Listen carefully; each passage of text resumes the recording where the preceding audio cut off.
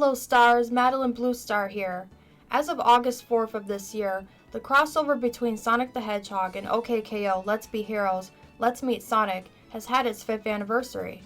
In celebration, I'll be reviewing it and sharing my thoughts on it.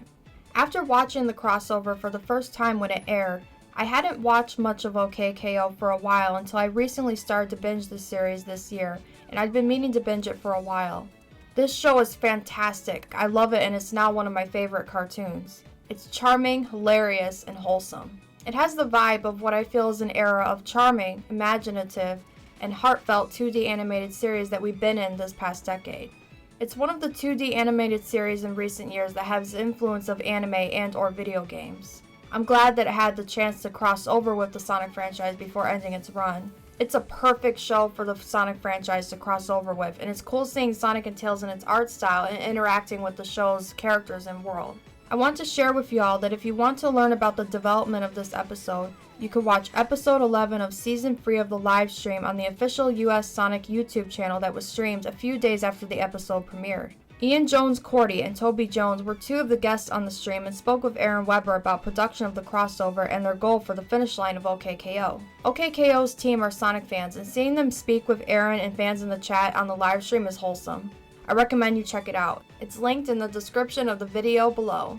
I'll be showing clips from this live stream in this review to support my analysis. Disclaimers. This review will contain spoilers of the entire episode, so if you don't want to be spoiled, go watch the episode, then come back to this review. Because this is a Sonic crossover and Sonic and Tails are guest stars on OKKO, I won't be covering much about the OKKO characters throughout this review with some exceptions. Now, let's start the show! Recap of episode. We start off the episode at Gar's Bodega, where KO is ready to start a day of adventure.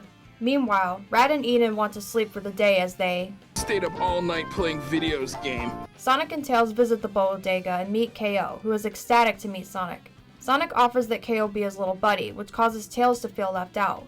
This becomes one of the main plot points of the episode that I'll be discussing my opinion on in the character studies segment of this review. After Sonic inquires about Gar's Bodega having chili dogs, it's revealed that his flyer is a trap and has Lord Boxman's henchmen on it disguised. This is a two-dimensional image. Sonic, Tails, and KO chase them, leading them to Boxman and his minions. We caught them for you, Daddy! It's revealed that Boxman meant to capture Sonic, not Rad and Enid, and also that he went to college with Eggman. He traps Sonic, Tails, and KO into the room with the only way out being through a loop-de-loop. This loop-de-loop is no challenge for Sonic, who KO, thinking that it's a trap, tries to stop from spinning through. After KO's unsuccessful attempts at spin dashing, Tails gives KO some beautiful advice in one of my favorite moments of the episode. Tails tells KO that he visualizes a finish line to help him spin dash. In a heartfelt flashback, we see a memory during the time when Tails first met Sonic. Sonic pats Tails' head and winks, which comforts Tails as he cries. Tails tells KO about how he cleared his thoughts of everything except Sonic as the finish line to keep up with him. KO visualizes his friends as his finish line and successfully does a spin dash to Tails' joy. KO tries to rescue his friends but gets captured in a machine. After Sonic and Tails enter the room, we discover that Lord Boxman tricked Knuckles into lending him the Master Emerald by lying and saying that it would be for a museum exhibit, to Sonic and Tails' exasperation. Their expressions during their reaction are amazing. KO becomes roboticized into Metal KO and pursues Sonic in a chase reminiscent of cutscenes in Sonic's CD. Metal KO corners Sonic into a pool of water, and Tails saves Sonic by lifting him into the air. Tails gives Sonic a boost to homing attack Metal KO, who starts to sink into the water. I'm about to bring up a spoiler of the Sonic OVA in the next sentence. In a reference to the Sonic OVA, Metal KO rejects Sonic's help and sinks. Despite not being able to swim, Sonic jumps into the water to save him, and Tails yells Sonic's name in horror. Sonic frees KO from his robot form. Tails rescues them from the water, and Sonic tells Tails that Tails is the best sidekick a guy could ask for. Tails tells him that he thinks that KO is Sonic's sidekick now. Sonic, realizing that Tails fought this, tells Tails that KO is his little buddy like Cream the Rabbit, and that Tails is the only one he can call his best friend. Boxman tries to crush Rad and Enid, who Tails saves by overriding Boxman's remote with his own, and Boxman is defeated. Sonic, Tails, KO, Rad, and Enid go back to the bodega, and Sonic and Tails say goodbye to KO. The episode ends with a segment of Sonic Says that is the first one with modern Sonic and ties together with Rad and Enid sleeping for most of the episode. Sonic shares a valuable lesson with the audience about not sleeping through life. General thoughts. This episode is an amazing and iconic crossover between both franchises. It's a heartfelt story with the heart of it being the brotherly bond between Sonic and Tails and how they inspire KO. The team puts so much love into it, and their love for the Sonic franchise shows all throughout it. I have mixed opinions about some aspects of the plot, such as Sonic's characterization, which I'll be covering in the segment of this review where I'll do a character study on Sonic and Tails in this crossover. I'm also going to be covering the mixed opinions that I have about the misunderstanding between Sonic and Tails that happens in it. I wish that the episode was a double-length one so that there would have been more time for a longer story and more scenes. It would have been nice to see Sonic and Tails interact with OKKO characters that they either didn't interact with much or not at all, such as Enid, Rad, Dendy, one of the coolest cartoon moms I've ever seen, KO's mom Carol, and Gar. It'd be cool to see Sonic and Enid working as DJs together, or Tails and Dendy discussing science and inventions. Those ideas could always exist in fan art. I'm wondering if Sonic and Tails traveled between dimensions to get to the world of OKKO because Sonic mentioned the multiverse. Look, this flyer here says that Gar's Bodega has the best chili dogs in the multiverse. Since KO knows who several Sonic characters are and there's a PAL card of Sonic, there's an implication that Sonic and his friends are known in this world, but we don't know if each of the two franchises' world are in the same world. A detail that hints that Sonic and Tails are not from this world is that Sonic has the power of Bring on his PAL card, rather than a specific number as a stat that the other heroes' PAL cards have in this world. I wonder if it's implied that there is a long-term connection between the two franchises, whether they're in the same world or not. Another detail that implies this is that Lord Boxman and Eggman went to college together. Voice acting. Roger Craig Smith and Colleen O'Shaughnessy did a great performance as Sonic and Tails and show a wide range of the duo's emotions.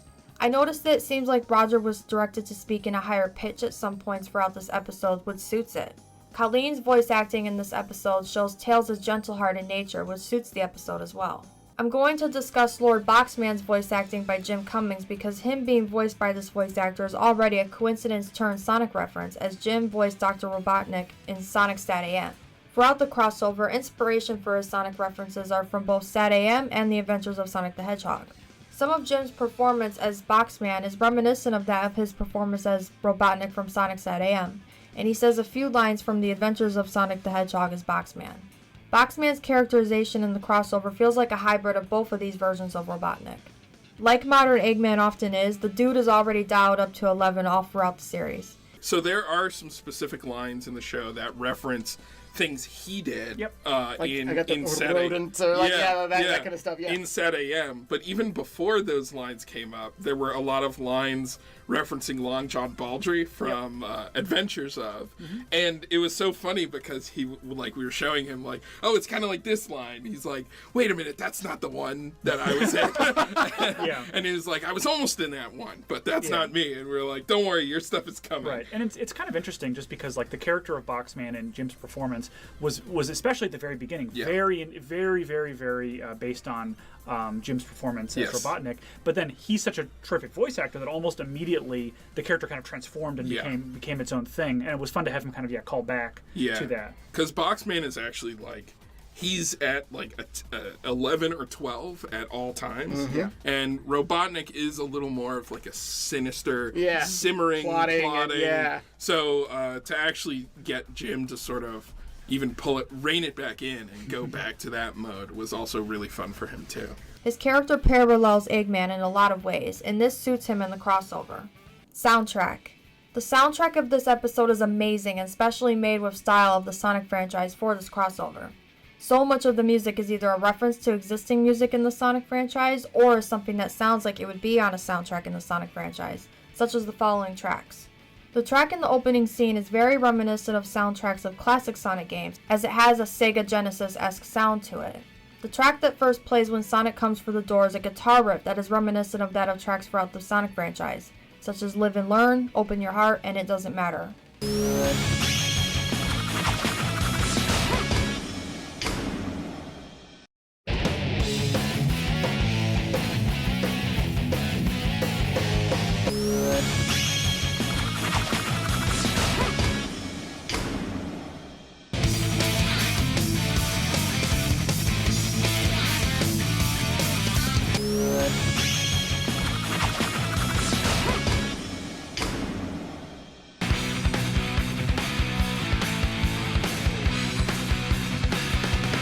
When Tails comes for the door, a melody that is similar to one in Azure Blue World from Sonic Adventure plays. This track also plays when Tails helps Sonic later after KO becomes roboticized. I think that this track also sounds like the melody of the lyrics I Wanna Fly High in version 2 of Tails' theme Believe in Myself, and the guitar instrumentals of version 1 of this theme.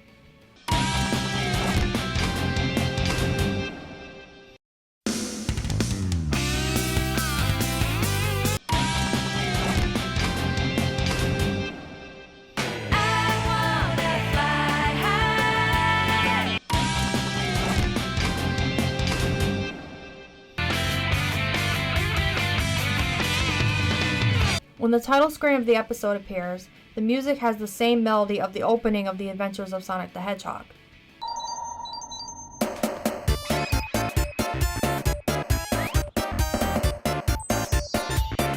This becomes the most frequent leitmotif throughout the episode.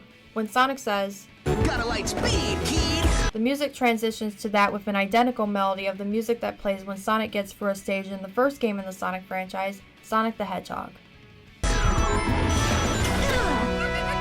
The track that first plays in the first scene that Lord Boxman is in sounds like another track from The Adventures of Sonic the Hedgehog. To me, it also sounds somewhat similar to Eggman's theme in the soundtrack of the Japanese version of Sonic X. Excellent! Promotions are in order! The track that plays during Tails' flashback sounds like something that would be on a Sonic soundtrack. For me, it was Sonic. My favorite track in the soundtrack of this episode is the track that plays when Sonic and Tails resolve their misunderstanding. It's so sweet and beautiful. It starts with a heartfelt melody that transitions into a magical guitar riff before the track ends with a chime. The ending credits plays the track from the first scene of the episodes that sounds like Sega Genesis music from the classic Sonic games. I wish that this track was a mashup of this music with the lyrics of OKKO Let's Be Heroes ending theme, It's Only Magic, for these ending credits. It would have been a way to have both tracks in these credits for the crossover. Also, I want a replica of this mini standee display of Sonic, Tails, and KO that's in these credits. It's adorable. In the description below, you'll find a link to a playlist of the soundtrack of the episode. Sonic references. This episode is packed with references to various media in the Sonic franchise from start to finish. Media that are referenced include some of the games, comics, Sonic X, Sonic Side AM, The Adventures of Sonic the Hedgehog, and the Sonic OVA. There are several other videos here on YouTube that cover all of these references in detail, and in the description below you'll find one that I linked. In this review, I'm going to point out my favorite references, which are the music references that I covered in the last segment, the references to Sonic Adventure 1, the Sonic OVA, Sonic the Hedgehog 2, Knuckles, the term roboticized, as that was the first time that the term was used in the Sonic franchise in a while, and KO's sketchbook of references. It's hilarious. The references to the Sonic OVA surprised me when I watched this episode for the first time. When I saw the chair and other items that are near exact replicas from those from the OVA, I was like, ah, OVA reference! I'm about to bring up the aforementioned spoiler of the Sonic OVA. The bit of Sonic trying to save Metal KO was also a surprising reference to the OVA as well, and I love how this reference tied into a plot point of the episode's story. I feel like the OVA is an obscure piece of media in the Sonic franchise because it was released via direct-to-video in 1999 in the US, and did not air on mainstream broadcast television like the other Sonic shows during the 1990s. So if you didn't watch it via home video, you wouldn't have been able to see it as easily during this time as YouTube didn't exist yet. I love how there's a variety of references from the history of the Sonic franchise in the crossover. Animation and art direction. One of the charming things about OKKO is that the show is intentionally animated in a way where the characters sometimes move off model to show the organic process of the human creation of animation. And just speaking kind of like philosophically about the show a little bit, the show exists in a lot of ways to encourage people to create. And, there's a reason why in every frame you can see the hand of the people who drew it. And that's because we want to encourage you to make something as well. Yeah. People made this and you can make things too. It's kind of the thing behind the whole show and why it is the way it is. Yeah, the whole show kind of has an aesthetic about for us, and I know for a lot of people, you have that moment when you're first getting creative and when you first feel like you can draw anything, where you can write anything, you can just do anything, and that's kind of like the spirit that we try to pull through to the show to make sure, yes, that it all feels like it's hand-drawn and handmade, and that you're not just seeing hi, I'm character 1, Hello. hi, I'm character 2, that they all feel very specific, that like they were drawn by a human being. I'm glad that the team accomplished this. As a creative person myself, this is so inspiring. As we are now in a world dominated by the possibility of artificial intelligence taking over the process of creating media, this series sets an example of keeping the organic process of the human creation of media alive. The series' animation style also gives this series a vibe of retro 2D animation from throughout the 20th century that combines with the series' anime aesthetic. It's cool to see this animation style in Sonic and Tails during their guest appearance on the show. They move off-model often in the episode, and this adds to them blending right into the world of this series. It also gives them some hilarious expressions throughout the episode. This animation style also makes the race between Sonic and Metal KO a Sonic reference. During this race, Sonic's off-model frames are drawn in a style similar to that of his model in the animations of Sonic CD, and it adds to the flow of action in the scene and its aesthetic of this game. Character design of Sonic and Tails. Sonic and Tails' character designs in this episode look very reminiscent of Sonic X and other official media with the modern versions of the characters. The coloring style looks identical to Sonic X. I love it. The modern designs of Sonic characters are my favorite designs in the franchise, and seeing these designs transformed into the art style of OKKO is cool. At the time that this episode premiered, the last time that both Sonic and Tails were in the same 2D animated series that aired on television was Sonic X, and it's so nice that for this crossover the creators chose an art style that is like that of Sonic X. Their designs have a less detailed look than how they are usually drawn, which matches the art style of OKKO, such as the cuffs of their gloves and socks having less lines and their hands forming the shape of an orb. This also enables Sonic and Tails to blend right into the world of this series. A detail that they have that I love that is added is a fang, which has appeared on them throughout the franchise. Character study of Sonic and Tails. The following clip of the official Sonic livestream gives insight into the OKKO team's creative choices to make the crossover true to a wide range of Sonic fans' experiences. So it's pretty obvious that the chat right now is pretty much has given you a unanimous thumbs up, which I should remind you is pretty difficult sometimes for Sonic stuff. You've done a great job. If everyone's like, this is great, 10 out of 10, that's awesome. So kudos to you guys. We knew for sure that in trying to do a Sonic thing that, you know, it's hard to make everybody happy. So we just tried to make something that was true to our experiences and the crew's experiences as fans, and then also all of your guys' experiences, because we got to show it to you guys, and just being honest to that feeling and that fandom, I think is just like really important. So I'm really glad that people picked up on that. Ian Jones-Cordy and Toby Jones also discussed how the episode focuses on Sonic and Tails' special bond, and that Tails is the heart of the episode. For us, we wanted to make sure that we didn't want to crush the episode with too many concepts. Right. And so we wanted to really focus on Sonic and Tails, and also Sonic and Tails' unique relationship, which is something that we're both really fond of. Yep. All of us on the crew, you could probably tell by the episode, we're all huge Tails fans. And we wanted to make sure that like that relationship took center stage. So as much as we would want to put every single character Tails in, was like kind of the heart of the episode for us, and I would love, Shadow or Knuckles or some of those other characters, they would require their own episode to really explore, I feel like. Sonic and Tails are my favorite duo of all time, and I love how this was intended. Their passion for the Sonic franchise and the crossover, and their vision for the crossover shows in this live stream and in the crossover. They know that it's hard to make everybody happy and wanted to make something that would appeal to a wide range of Sonic fans. I'm one of them who loves this team's work and is happy with this crossover. Any constructive criticism that I'm going to give about characterization in it expresses my own personal opinions and preferences. While Sonic's characterization works for the crossover, in my personal opinion, Sonic is mostly out of character in it. Much of his demeanor and dialogue feels as such with the exception of some of it. That said, this is because this is modern Sonic. In the crossover, Sonic's characterization feels like it is reminiscent of that of several versions of Sonic. I have mixed feelings on this because it makes his portrayal in the crossover mostly out of character for modern Sonic, while at the same time it works for the aforementioned vision that they were going for in this crossover.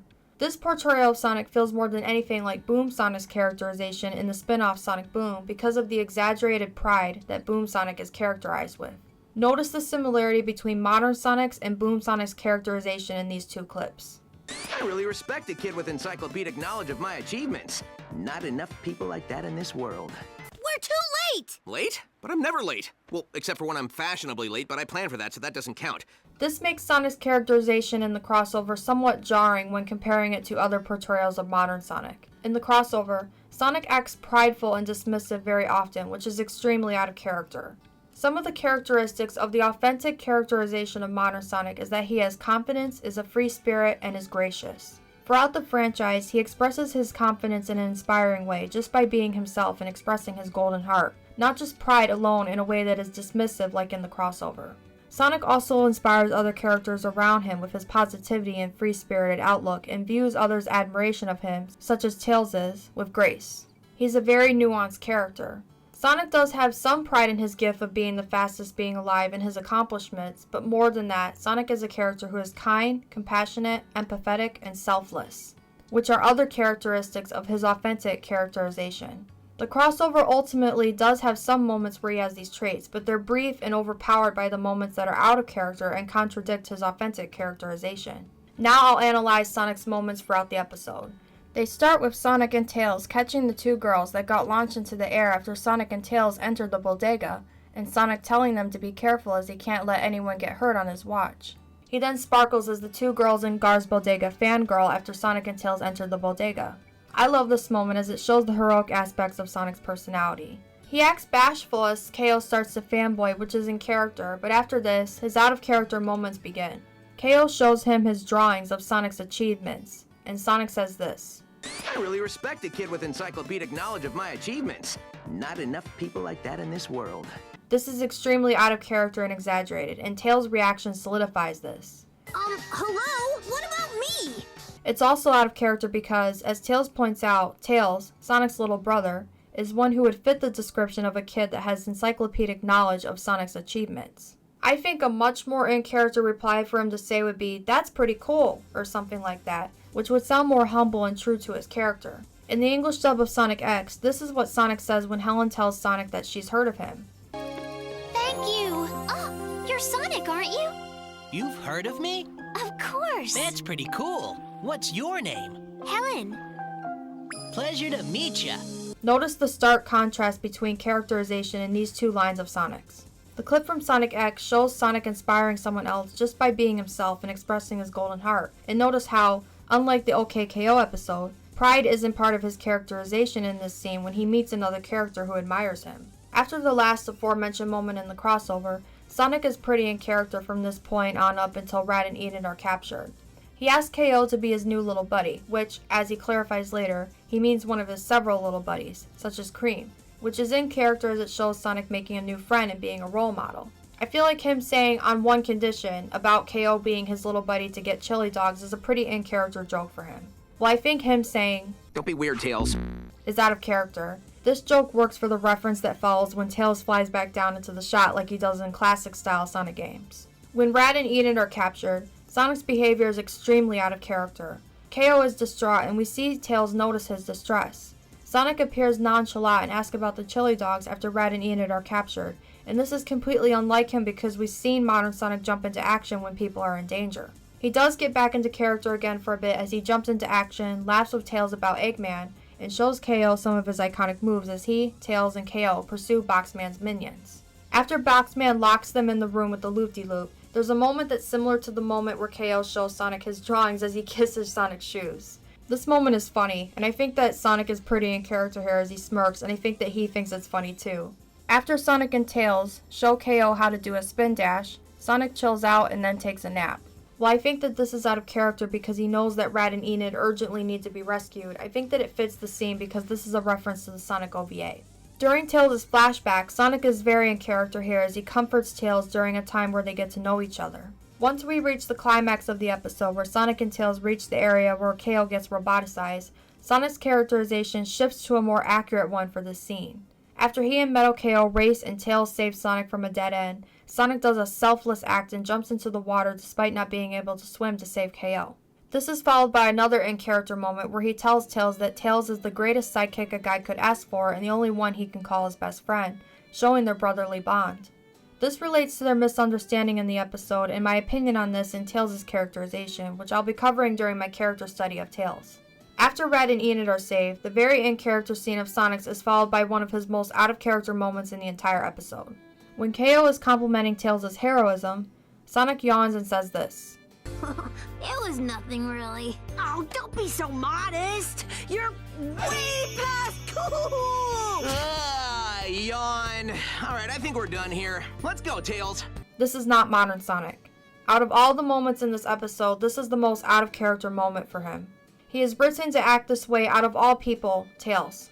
Sonic doesn't view his friends' accomplishments this way. He celebrates his friends' accomplishments. If this moment wasn't in the episode, then his overall characterization might be slightly more in character to me. The final scene of the segment of Sonic Says has Sonic in character as he's giving a life lesson and very cheeky as he's doing so. Now we'll get into a character study on Tails. While Sonic's characterization is mostly out of character throughout this crossover, it's the opposite for Tails as his characterization is mostly in character with very few moments that seem out of character, and it is far more authentic to his true characterization than Sonic's. Tails is bashful when he and Sonic entered the bodega, and I love how this trait of his is shown immediately. It shows his sweet and gentle-hearted nature. Tails' reaction to Sonic's reaction to KO naming Sonic's accomplishments and Sonic asking KO to be his little buddy convey that Tails feels left out and replaced as Sonic's sidekick, which I think is the most out-of-character thing about Tails in this crossover. For this crossover, it is written that because Sonic says new little buddy, that Tails thinks that he is replaced as Sonic's little buddy and sidekick, and this is completely out of character. Tails knows that Sonic has other little buddies such as Cream and Charmy, and that he is Sonic's best little buddy, sidekick, and younger sibling. Like Sonic's characterization, it seems to me that the creators also chose to write that Tails misunderstood what Sonic meant because it worked for their vision for this crossover. Personally, I feel that this doesn't work to accurately portray Sonic and Tails' bond and how they're close like family by having it at all, which is a stark contrast to the scene of Tails' flashback that poetically symbolizes this. I don't think that Sonic's characterization or the misunderstanding between Sonic and Tails in this crossover worked to accurately portray this for the following reason as well. It's a fact that any piece of Sonic media could be anyone's first introduction to Sonic, and I hold the belief that every portrayal of the modern versions of the characters and the relationships need to be accurate and true to the franchise so that new fans understand what the accurate portrayal is. After Tails' reaction to Sonic asking KO to be his new little buddy, Tails expresses concern when Rad and Enid are captured and KO is distraught. Something that I love about this is that Tails expresses this concern non-verbally. It also shows how out of character that Sonic is in this moment, because if Sonic was in character, he would be just as alert about the situation that Tails is. Once Sonic, Tails, and KO reach Lord Boxman the first time and become trapped in the room, Tails' technical prowess starts to be shown as he uses his Miles Electric. He rolls his eyes when KO kisses Sonic's shoes, which I think is a little out of character because it's reminiscent of the very sarcastic take on Tails' characterization from the Sonic games written by Pontac and Graf that I personally think are also out of character, but it works for the joke of this moment. Tails helps KO learn how to spin dash after KO repeatedly struggles to do it correctly, and it's adorable to see Tails helping and mentoring KO, who is essentially a sidekick and hero in training throughout the series. It shows how much that Tails has gained experience and grown as a sidekick and hero himself. Tails' flashback is beautiful as it shows the audience part of Tails' backstory that symbolizes the rough time of his life before he met his future big brother and the brotherly bond between Sonic and Tails as they bond in this moment. Tails crying conveys that he is sad about something, which I think may be the bullying that tormented him during this time. Tails, wanting to keep up with Sonic more than anything else in the world, clears his mind of everything except Sonic at the finish line, and he did it. Tails believes that he is actually being replaced as Sonic's sidekick so much that he sheds a tear when KO successfully does a spin dash, and he says he really is going to make a great sidekick. This is sweet and at the same time also sad because Tails actually believes that this is happening. Like I discussed earlier in this segment, this is out of character and doesn't accurately portray Sonic and Tails' bond and how they're close like family. After the chase between Sonic and Metal KO, Tails' heroism is shown as he saves Sonic when Sonic is cornered. When Sonic compliments him, he says, "I guess it was little buddy worthy." Like the moment where Tails shed a tear when KO did a spin dash, this is also melancholic because at this point Tails feels like he has to prove himself as Sonic's little buddy and sidekick, which is another example of this misunderstanding creating this false narrative in Tails' head. Tails' heroism is shown again as he helps Sonic launch into Metal KO and saves Sonic and KO from drowning. By this climax, Sonic realizes that there was a misunderstanding between him and Tails and that Tails felt replaced. Sonic clarifies what he actually meant by saying that KO is his little buddy like Cream the Rabbit and that Tails is the only one he can call his best friend. Tails replies that he knew that, and the fact that he doubted it in the first place is out of character. Even though it is, I adore this moment. It's so cute, sweet, wholesome, precious, and one of my favorite moments in the episode. Look at Tails' puppy dog eyes! Sonic also has a sparkle in his eye when he tells Tails that Tails is the only one he can call his best friend. Their expressions visually convey their emotion. I love how cheeky Tails is when he overrides Lord Boxman's remote. His expressions are hilarious. After Rad and Enid are saved and everyone is back at the bodega, Tails is bashful again when KO praises him. It's so cute. It seems like by this point KO admires Tails more than he did in the beginning of the episode after he saw Tails' heroism. I'd love to see more of this concept of Tails mentoring other kids who are aspiring to become sidekicks and heroes. Tails apologizes to KO for being jealous earlier, and KO says, "That's okay, Tails. Live and learn, right?" I love that reference. I feel like even though it's good to make sure that there's no hard feelings between yourself and someone else, Tails never did anything that hurt KO's feelings. Tails was nothing but very kind and helpful to KO throughout the entire episode. And one of the only times that Tails outwardly expressed that he felt this jealousy is when he says, "I thought KO was your sidekick now," to Sonic, which KO heard and seemed to not be bothered by at all. Tails apologizing is in character though because he's so sweet and wants to make sure he's always doing the right thing, just like his big brother. This analysis of characterization is based on how I personally view the modern versions of Sonic and Tails. The following clip gives insight as to why certain choices were made for their characterization and why it works for the OKKO team's vision for it. I loved when you guys did the preview. Cartoon Network put out like a little 1-minute preview, and a lot of people that were Tails fans saw it and were like, Sonic's just ignoring Tails in the beginning. Like, oh no, these guys must hate Tails. And then when you watch the actual episode, you're like, they have a rapport. There's a whole arc that happens, with Tails and Sonic and this misunderstanding. And yeah, it's interesting because, it's something we've been talking about a lot and something we talked about a lot. We didn't base Sonic and Tails in the episode off of any particular Sonic and Tails from the past. It was all kind of a pastiche of all the kind of ways that these characters have been. And when you're dealing with a character that's as large, that has large of a footprint as Sonic, we all like a different piece of Sonic, and sometimes that piece that we like doesn't overlap with other people's pieces, or it does not. And for us, it was really the thing that we always looked back at is, we didn't have like Sonic's like exact Bible, but the only thing is like, his song in Sonic Adventure 1, it's like it says his entire personality right there. And the thing about Sonic to us is that we never saw him as a mean person. We saw him as he's just a free spirit doing the thing that he wants to do. And he can be a little insensitive, but it's not because he's not trying to be a jerk about it. He's not trying to be a jerk. It comes off that way accidentally sometimes. He's aloof, and he's aloof. When he really realizes, when he talks to Tails and realizes that Tails is having trouble, he steps up and he makes everything, he makes it right. And it's like, it's like, what do you do with a character who is just awesome and he knows he's awesome? It's like, that's because the episode is like, yes, Sonic is awesome. It's true. Yes, Sonic we agree. We agree. Sonic is the greatest. Like they discussed, the team didn't focus on one version of Sonic and Tails to characterize them in the crossover, and their characterization is a pastiche of all the ways that they have been characterized. I appreciate that they made this choice for their vision and understand why it was made and why it works for the crossover. The crossover is meant to represent the entire Sonic franchise with many references to the history of it, so making Sonic and Tails' characterization a pastiche of their characterization from various media in the franchise suits this. When watching the crossover, you can see how aspects of Sonic's and Tails' characterization from multiple pieces of media in the franchise can be found throughout it. When making the crossover, Sonic's theme song from Sonic Adventure 1, It Doesn't Matter, was an inspiration to them. And when watching the crossover, you can see Sonic's free spirit shine in his kindness. Like Toby Jones said, when Sonic realized that there was a misunderstanding between him and Tails, he made things right. That is true to his golden heart, and this moment really shows the brotherly love between Sonic and Tails. Sonic Boom, which has the aforementioned characterization of Sonic that modern Sonic's characterization in the crossover is similar to, represents a Western portrayal of his characterization. Sonic SatAM and The Adventures of Sonic the Hedgehog, which the crossover has much reference to, are two other pieces of media in the franchise that are very westernized. From my viewpoint, I think that the crossover's divergence from the Eastern portrayal of modern Sonic is the main reason that some of Sonic's and Tails' characterization feels out of character in the crossover. This is because of the foundation of the Eastern portrayal of modern Sonic from Sonic Adventure 1 onwards, meaning that the Eastern portrayal is what most of modern Sonic has. Before modern Sonic, there was also a difference between the Eastern and Western portrayals of classic Sonic. Sonic SatAM and The Adventures of Sonic the Hedgehog are more westernized, while the classic Sonic games of the 1990s represent the Eastern portrayal of the franchise. The era of modern Sonic throughout the 2010s that is now commonly called the meta era is an extreme divergence from the Eastern portrayal of modern Sonic.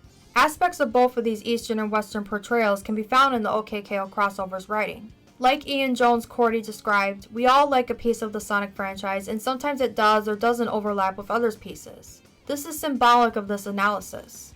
Some pieces of media in the Sonic franchise that represent my favorite characterization of Sonic and Tails are the modern Sonic games from the late 90s and the 2000s, Sonic X, and the IDW Sonic comics, which are media that represent the Eastern portrayal of their characterization in modern Sonic.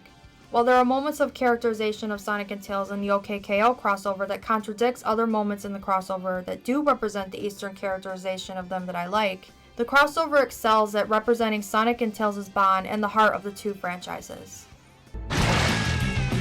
Alright, Tails! You're the greatest sidekick a guy could ask for. I thought KO was your sidekick now. Dude, what? KO's my little buddy. You know, like Cream the Rabbit. I love her! You're the only one I can call my best friend, Tails.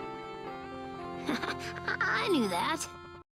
Thank you all for joining me in the first video essay uploaded on my channel and in celebrating the 5th anniversary of this amazing crossover.